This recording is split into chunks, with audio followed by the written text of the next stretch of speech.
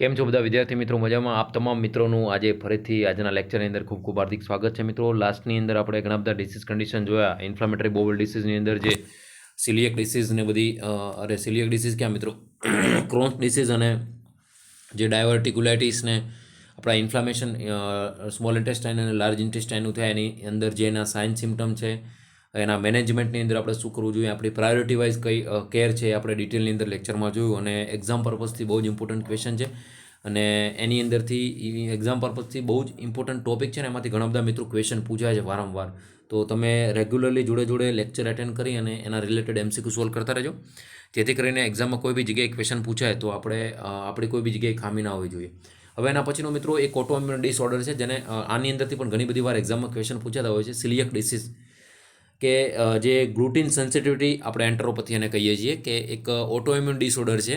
એના લીધે જે ડેમેજ મ્યુકોઝલ લેયર છે GI સિસ્ટમનું એ ડેમેજ થશે અને જે ગ્લુટીન સબસ્ટાન્સ આપણે લઈએ છીએ, ગ્લુટીન રિચ ફ્રૂડ લઈએ છીએ, જેના લીધે GI સિસ્ટમની સેન્સિટિવિટી ઇન્ક્રીઝ થશે અને જો મ્યુકોઝલ લેયર છે એ ડેમેજ થશે. બરાબર? તો 1 બાય 1 મિત્રો રેગ્યુલરલી લેક્ચર આપણે અપલોડ થાય જ છે અને GI સિસ્ટમના એન્ડિંગ તરફ આપણે પહોંચવાયા છીએ. ત્યારે હમણાં GI સિસ્ટમ પણ ડિસીઝ કન્ડિશન પોર્શન થઈને આપણે લાઈવમાં એકવાર MCQ પણ સોલ્વ કર્યા. હવે આ બધી ડિસીઝ કન્ડિશન પૂરી થશે, પાછું આપણે ફરીથી લાઈવની અંદર MCQ સોલ્વ કરશું. તો તમે પણ જોડે જોડે વાંચતા રહેજો. 1 બાય 1 1 કલાક દિવસનો તમારા માટે ખાલી એટલી બધી આખું આપણા વાઇડલી બ્રોડ સબ્જેક્ટ આપણું MSN કહેવાય, મેડિકલ સર્જિકલ, કે જેની અંદર funda, nutrition, biochem, medical surgical nursing, પીડિયા, ઘણા બધા ગાયનેકના અમુક ટોપિક કવર થઈ જતા હોય છે. તો કે જે આખા ફિલ્ડનો મોટામાં મોટો સબ્જેક્ટ છે. આપણે હમણાં થોડા ટાઈમની અંદર 2-3 સિસ્ટમ મોટી છે એ પતશે એટલે પૂરો થઈ જશે. તો 1 કલાકનું મહત્ત્વ કેટલું હોય છે તમે જોઈ શકો છો.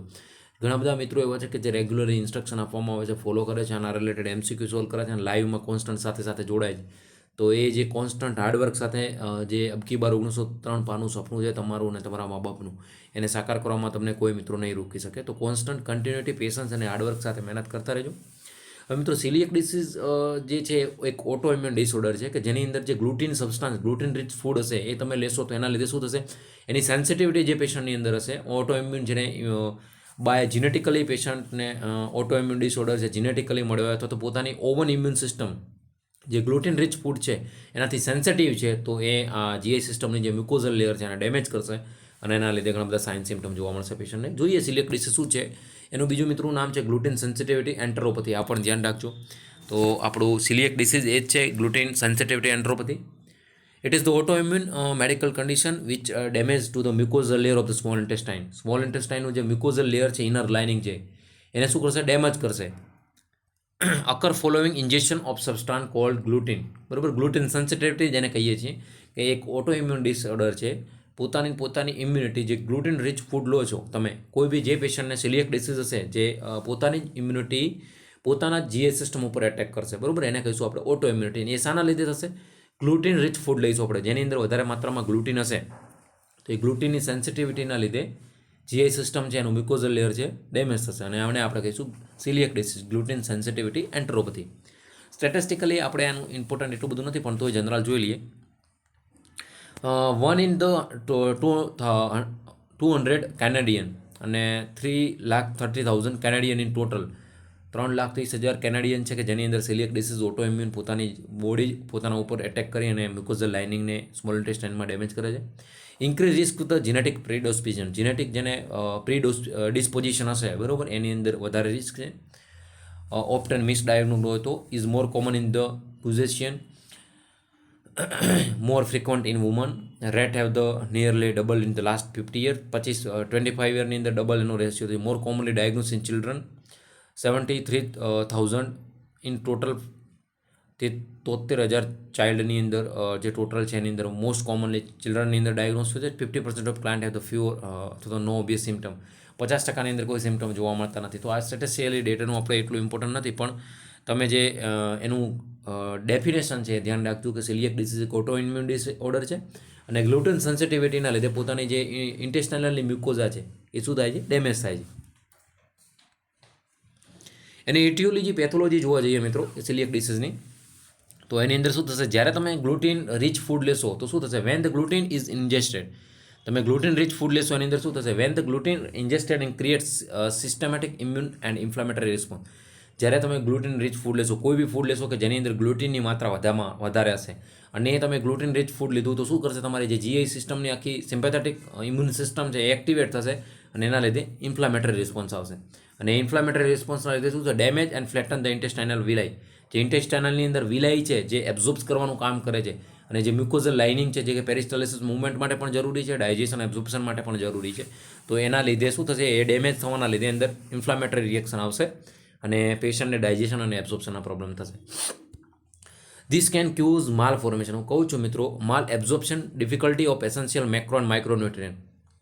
જે મેક્રો અને માઇક્રો ન્યુટ્રિયન્સ છે બોડીની અંદર આપણા, તો એના અંદર શું થશે, એના માલ એબ્ઝોર્પ્શન, પ્રોપર એબ્ઝોર્પ્શન નહીં થાય એટલે બોડીની અંદર એની ડેફિશિયન્સી ઊભી થશે. Affect the primary the proximal and mid point of the small intestine and possibly the distal portion. એટલે ડિયોડિનમ, જેજ્યુનમ અને ઇલિયમ ત્રણેયને અફેક્ટ કરી શકે છે. તો આ એક એની સ્મોલ ઇન્ટેસ્ટાઇનનો ડિસીઝ છે કે જેની અંદર ડિયોડિનમ, જેજ્યુનમ અને ઇલિયમ એની અંદર મોસ્ટલી સ્મોલ ઇન્ટેસ્ટાઇન વધારે ડેમેજ થશે. કે ગ્લુટીન રીચ ફૂડ લેવાના લીધે જે જીઆઈ સિસ્ટમ છે એનું મ્યુકોઝલ લાઇનિંગ વિલાઈ છે ડેમેજ થાય છે અને ડેમેજ થવાના લીધે માલ એબ્સોર્પ્શન જોવા મળશે અને માલ એબ્સોર્પ્શનના લીધે શું થશે, વિટામિન, મિનરલ્સ, મેક્રો અને માઇક્રો ન્યુટ્રિયન્સ એની બોડીમાં ડેફિશિયન્સી ઊભી થશે. Affect primarily the proximal and mid point of the small intestine. આપણે જોયું, if take only 1 molecules of gluten to trigger the destruct of mucosal response. તમે એક ખાલી મોલિક્યુલ હશે ગ્લુટીનનો, તો એ પણ તમારી આ સિસ્ટમ છે અને એક્ટિવેટ કરવા માટે, ટ્રિગર બનાવવા માટે જે શું છે એક્ટિવેટ કરશે અને એ એક્ટિવેશનના લીધે શું થશે મિત્રો, તમારી જે મ્યુકોઝલ લાઇનિંગ છે એની અંદર ઇન્ફ્લામેટરી રિસ્પોન્સ આવશે અને એના લીધે પેશન્ટને માલ એબ્ઝોર્પ્શન થશે. બરાબર.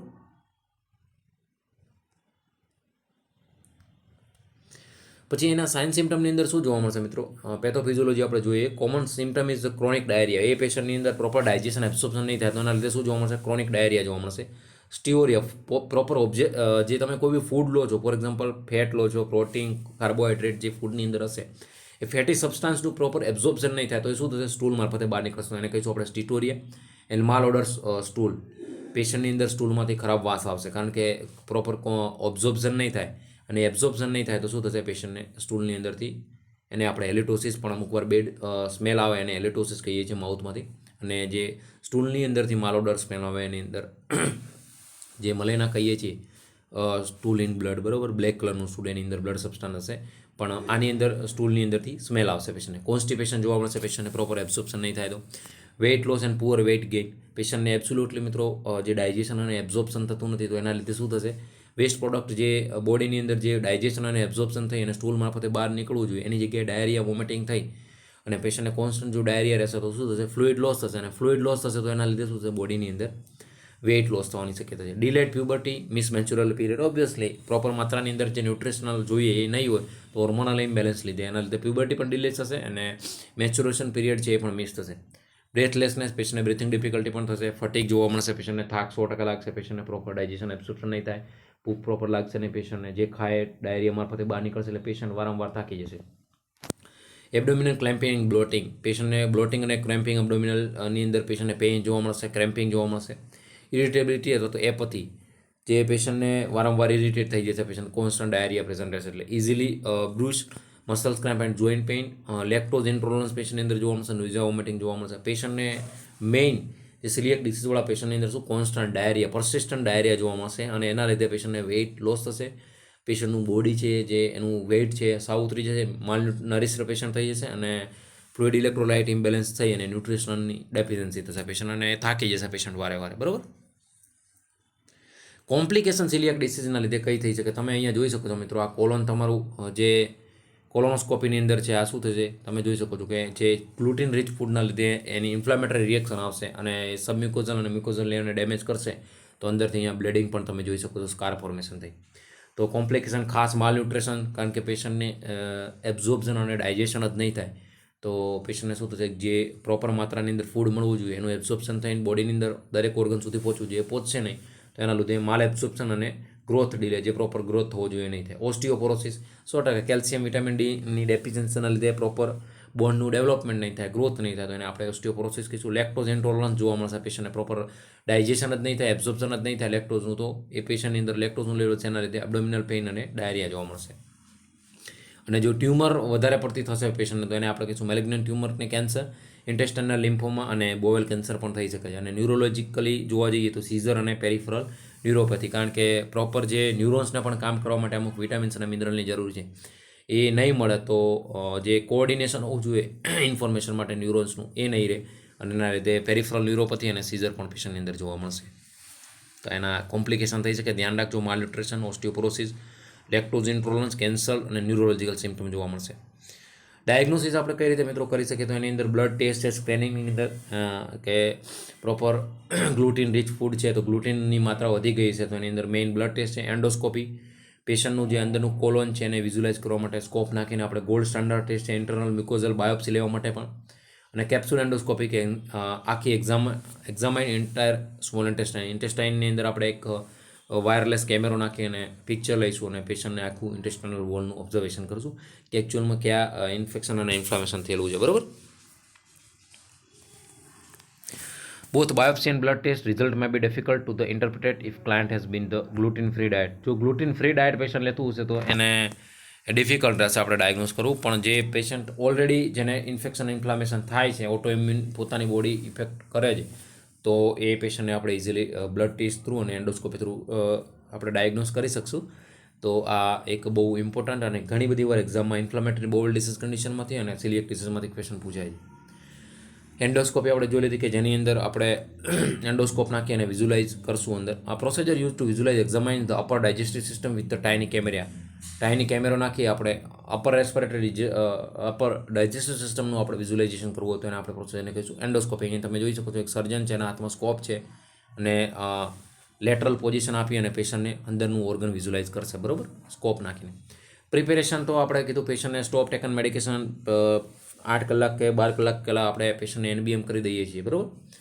પછી લેક્ઝેટિવ આપવું હોય તો લેક્ઝેટિવ હતું તો એમાં આપણે પેશન્ટને આપી દઈશું, કારણ કે કોલોન છે ઇઝીલી વિઝ્યુલાઇઝ થાય એના માટે આપણે સાફ હોવું જરૂરી છે. ડ્યુરિંગ તો લાઈ ડાઉન અથવા તો બેક સાઇડ પેશન્ટના પોઝિશન આપશું. સેડેટિવ IV સ્ટાર્ટ રાખશું. Patient tube inserted to the mouth, feel some pressure. કારણ કે જ્યારે પેશન્ટને આપણે પ્રોસિજર કરતા હશું તો આ એન્ડોસ્કોપી પ્રોસિજરની અંદર એબ્સોલ્યુટલી મિત્રો સેડેશન આપવું જ પડશે પેશન્ટને. સેડેટિવ અથવા તો એનેસ્થેસિયા આપવું જ પડશે, કારણ કે જો તમે સેડેટિવ ડ્રગ્સ નહીં આપો તો એના લીધે પેશન્ટ એક્ટિવેટ થઈ અને એસ્પિરેશન થઈ અને પેશન્ટને કોમ્પ્લિકેશન પણ થવાની શક્યતા છે. After procedure stay for the 1 hour to recover and will need transportation. 1 કલાક સુધી આપણે પોસ્ટ ઓપરેટિવ એરિયાની અંદર રાખશું પેશન્ટને. May experience mild uncomfortable sign and symptom.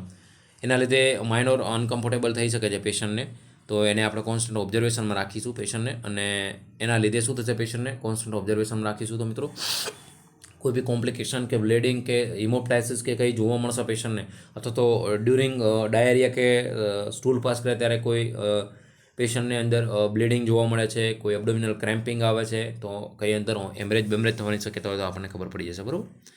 હવે એની ટ્રીટમેન્ટમાં શું છે મિત્રો, સિલિયક ડિસીઝની ટ્રીટમેન્ટની અંદર કોર્ટિકોસ્ટેરોઇડ મેડિસિન છે, એની અંદર પ્રેડિનિસોલોન, એઝિથ્રાયોપ્રાઇન છે, સાયક્લોસ્પોરિન છે અને એન્ટી ઇન્ફ્લામેટરી મેડિસિન છે. અને ગ્લુટીન મેન્સાની અંદર ગ્લુટીન-ફ્રી ડાયટ તમે જોઈ શકો છો અહીંયા. It is the first time to treatment may take months અથવા યર ટુ ઇન્ટેસ્ટાઇનલ મ્યુકોઝા ટુ હીલ. આ પેશન્ટને ગ્લુટીન-ફ્રી ડાયટ તમે પ્રોવાઈડ કરશો ત્યારે જે ઇન્ટેસ્ટાઇનલ વોલ છે એને પેશન્ટને હીલ થતાંમાં જ મંથથી યર લાગી જશે.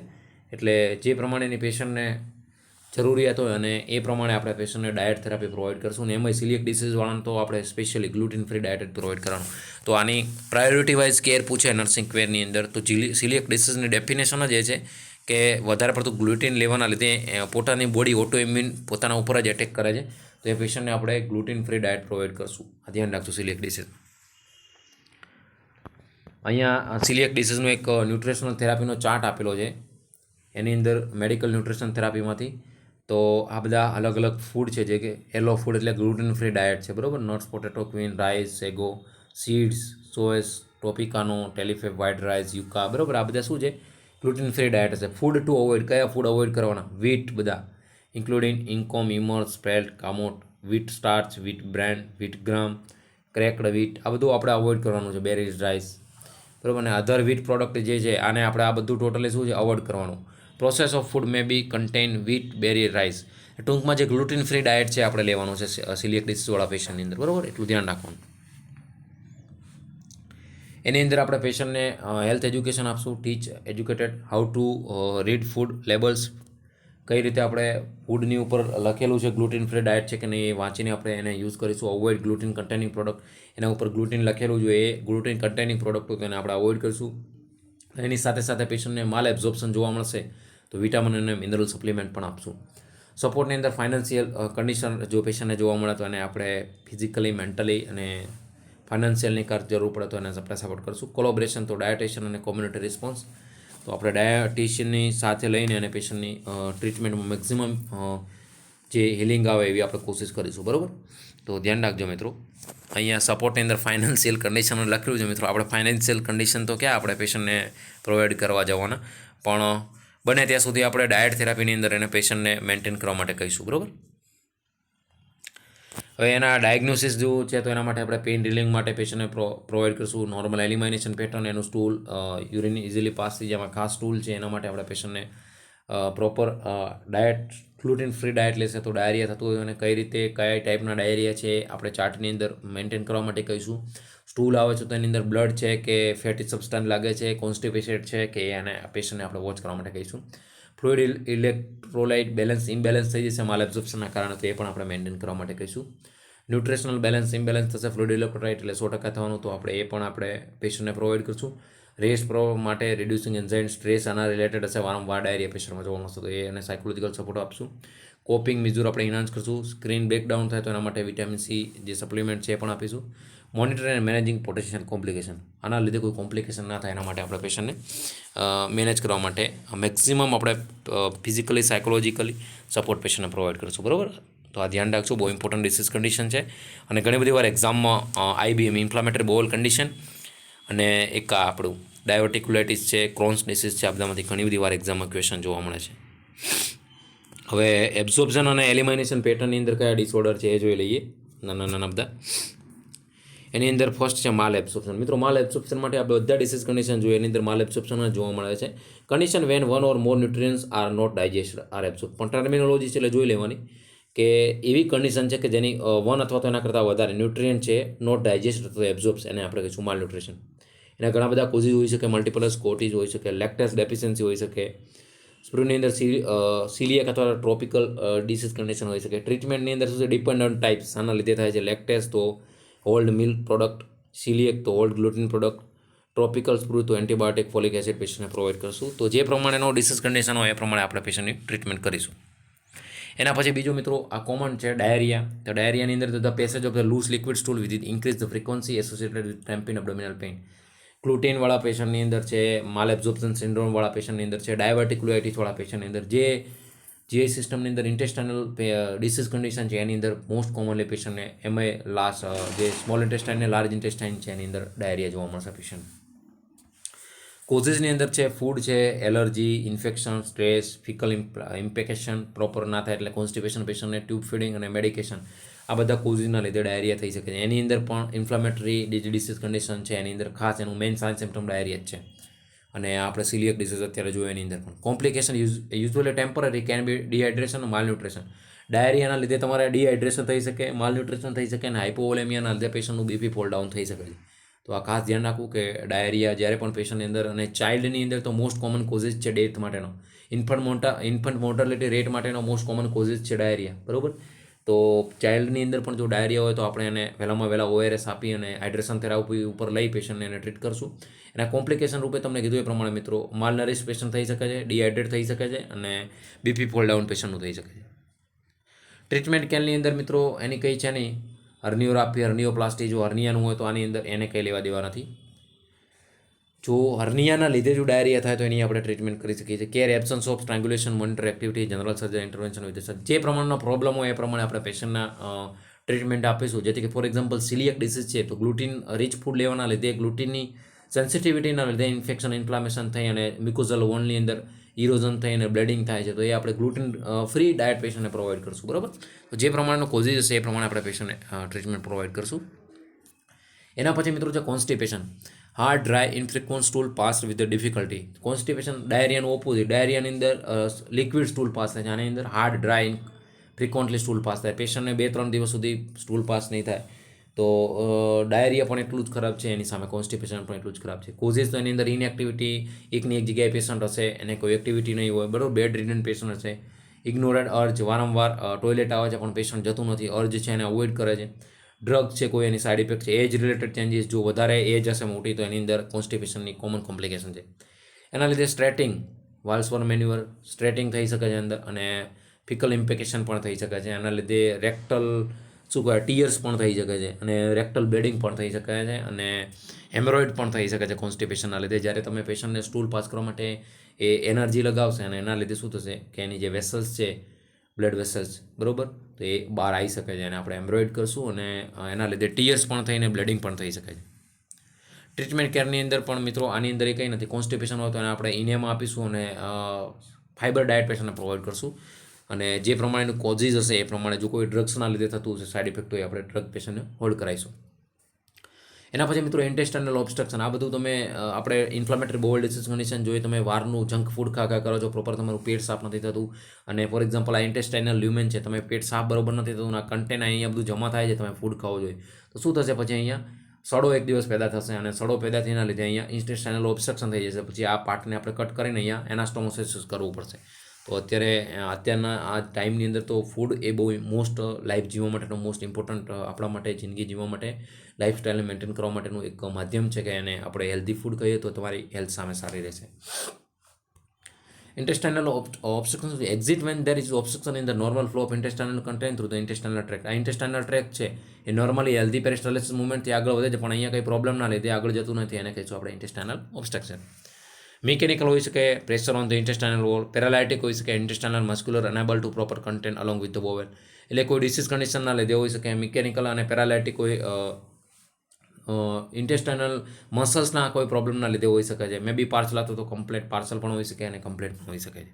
પરંતુ ઇન્ટેસ્ટાઇનલ ઓબ્સ્ટ્રક્શન શું છે કે મિત્રો, ઇન્ટેસ્ટાઇનલ જે લ્યુમેન છે એની અંદર પેરિસ્ટાલિસિસ મૂવમેન્ટ થઈને ફૂડ આગળ વધવું જોઈએ, વધશે નહીં, એનો લ્યુમેન સાંકડો થઈ જાય, ઇન્ફેક્શન ઇન્ફ્લામેશનના લીધે સ્વેલિંગ હોવાના લીધે બ્લીડિંગ થશે, અને ત્યાં ઇન્ટેસ્ટાઇનલ ઓબ્સ્ટ્રક્શન થવાના ચાન્સીસ છે, બરાબર.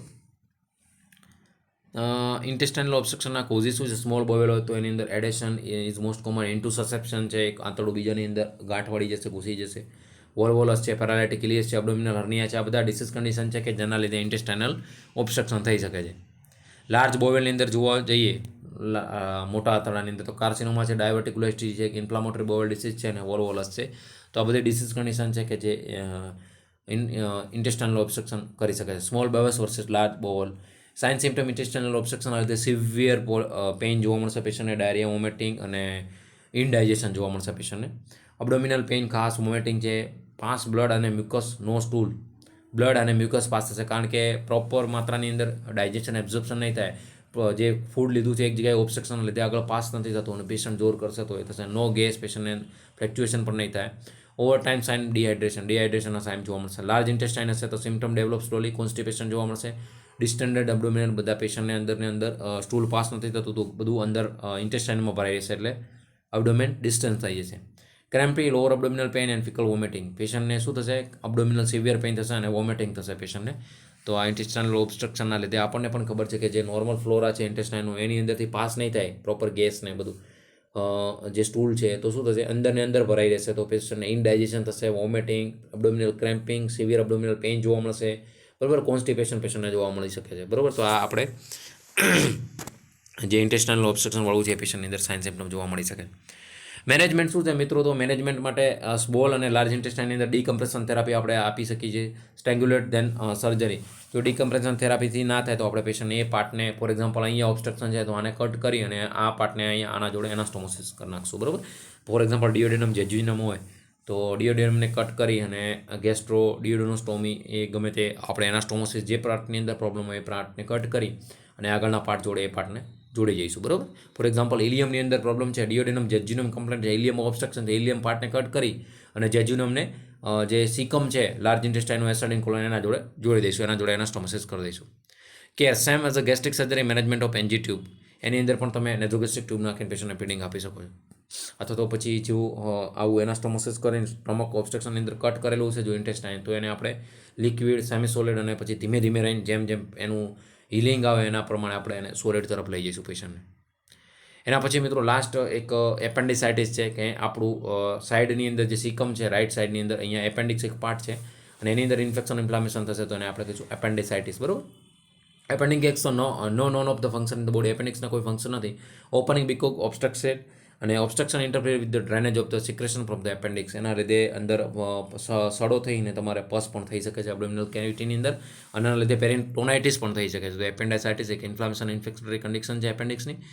જનરલાઇઝ છે એપિગેસ્ટ્રિક પેઇન. આ ઘણા બધા મિત્રોએ તમે આનું પેઇન સહન કર્યું છે, બરોબર. એની અંદર ખાસ ક્યાં એપિગેસ્ટ્રિક રિજનની અંદર અહીંયા પેઇન પેશન્ટને જોવા મળશે, અને રાઇટ લોઅર ક્વોર્ટરની અંદર ધીમે ધીમે શિફ્ટ થશે. અને પેઇન એટ મેક બર્ની પોઈન્ટ અહીંયા સ્ટાર કરું છું મિત્રો. એપેન્ડિક્સવાળા પેશન્ટને પેઇન ક્યાં જોવા મળશે? તો એક મેક બર્ની પોઈન્ટ, જે આપણું મિડલ પાર્ટ છે, એપિગેસ્ટ્રિક રિજન અને હાઇપોગેસ્ટ્રિક રિજન. એપિગેસ્ટ્રિક, લંબર અને હાઇપોગેસ્ટ્રિક. તો જે લંબર રિજન છે ત્યાં મેક બર્ની પોઈન્ટ છે, અને આ જે એપેન્ડાઇસાઇટિસ વાળું પેશન્ટ છે એને ક્યાં પેઇન થશે? મેક બર્ની પોઈન્ટ ઉપર. આ ધ્યાન રાખજો, 5 સ્ટાર કરવું છું. પૂછાયેલો ક્વેશ્ચન છે, ઘણી બધી વાર પૂછાયેલો પણ છે. Elevated temperature, nausea vomiting, elevated WBC, infection inflammation છે તો ટેમ્પરેચર 100% પેશન્ટની અંદર જોવા મળશે. નોઝિયા વોમિટિંગ પેશન્ટની અંદર, અને ઇન્ફેક્શન થશે તો WBC વ્હાઇટ બ્લડ સેલ પણ વધેલા જોવા મળશે. ટ્રીટમેન્ટની અંદર મિત્રો આની અંદર આપણે શું છે, આ ભૂલથી આવી ગયું છે આની અંદર. ટ્રીટમેન્ટની અંદર આપણે એપેન્ડેક્ટોમી કરવી પડશે, એપેન્ડિક્સને રિમૂવ કરવું પડશે, અને જો માઇનોર ઇન્ફેક્શન હશે તો આપણે એન્ટીબાયોટિક થેરાપીથી આપણે પેશન્ટને હીલ કરી નાખશું, બરાબર. એના પછી મિત્રો એની કોમ્પ્લિકેશનના લીધે શું છે, પેરિટોનાઇટિસ, જે એબ્ડોમિનલનું લેયર છે આપણું આખું, ઇન્ફ્લામેશન ઓફ ધ પેરિટોનિયમ, એને કહીશું પેરિટોનાઇટિસ. તો આ નાની કન્ડિશન છે, ઘણી બધી વાર એક્ઝામમાં પૂછાઈ શકે છે. પેરિટોનિયમનું ઇન્ફેક્શન ઇન્ફ્લામેશન શાના લીધે થઈ શકે છે? કોઈ પણ આ એપેન્ડિસાઇટિસ છે, બીજું કોઈ પણ પ્રોબ્લેમ થવાના લીધે એની સાઇડ મ્યુકોઝલ લાઇનિંગ, અબ્ડોમિનલની જે વોલ છે એની લાઇનિંગ છે પેરિટોનિયમ લેયર, એનું ઇન્ફેક્શન થશે, એને કહીશું આપણે પેરિટોનાઇટિસ, બરાબર. કેમિકલ હોઈ શકે, બેક્ટેરિયલ કન્ટામિનેશન પણ હોઈ શકે, કે બેક્ટેરિયલ ફંગલ વાયરલ ગ્રોથના લીધે પણ થઈ શકે છે. સાઇન સિમ્ટમની અંદર રીબાઉન્ડ ટેન્ડરનેસ પેશન્ટને જોવા મળશે, આખું પેટ એકદમ ટાઈટ થયેલું છે, રિજિડિટી, ડિસ્ટેન્ડન્ટ જોવા મળશે, ફીવર, ટ્રેકીકાર્ડિયા, ટ્રેકીપનિયા અને નોઝિયા વોમિટિંગ, અને સિવિયર અબ્ડોમિનલ પેઇન જોવા મળશે, બરાબર. ફીવર, ટ્રેકીકાર્ડિયા, ટ્રેકીપનિયા, નોઝિયા વોમિટિંગ, આ બધા સાઇન સિમ્ટમ છે, ડાયજેસ્ટિવ સિસ્ટમના કોમન છે. ટ્રીટમેન્ટની અંદર આપણે પેશન્ટની અંદર શું એન્ટીબાયોટિક થેરાપી આપી શકીએ પેશન્ટને, અને હાઇડ્રેશન થેરાપી મેન્ટેન કરવા માટે કરી શકીએ.